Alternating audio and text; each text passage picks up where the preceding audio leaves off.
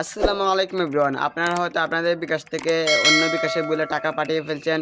এই টাকার জন্য আপনাদের দিনের পর দিন কান্না করতে হচ্ছে। কীভাবে এই টাকাগুলো ফিরে পাবেন, আজকের ভিডিওতে সম্পূর্ণ প্রচেষ্টা দেওয়া কীভাবে টাকাগুলো ফিরে পেতে পারেন। চলুন কথা আমরা মূল ভিডিওটা শুরু করি। এরকম প্রয়োজনীয় ভিডিও পেতে সবার আগে আমাদের চ্যানেলটিকে সাবস্ক্রাইব করে রাখবেন।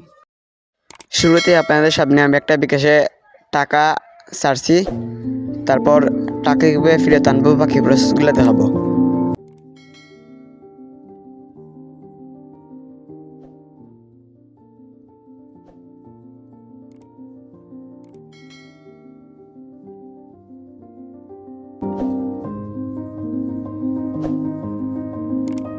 আমার টাকা ছাড়া শেষ। এবার এই টাকাগুলো আমি আবার ফেরত নিয়ে আসবো।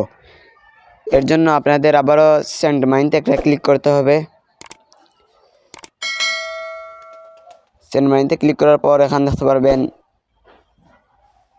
নন বিকাশ, এটাতে একটা ক্লিক করবেন। ক্লিক করার পর এখানে যে নাম্বারে টাকা ছাড়ছিলেন সেই নাম্বারটা এখানে শো করবে। আচ্ছা, আমি আগে আমার ব্যালেন্সটা দেখাচ্ছি। এর জন্য আমি এখান থেকে বেরিয়ে আসবো। আমার ব্যালেন্সটা দেখেন 11 টাকা, আর আমি বিকাশে পাঠিয়েছিলাম 10 টাকা। এর জন্য আবার এখানে চলে আসবেন, তারপর বাতিলে ক্লিক করবেন, তারপর হাতে ক্লিক করবেন। এখন কিন্তু আপনার টাকা ফিরে চলে আসছে।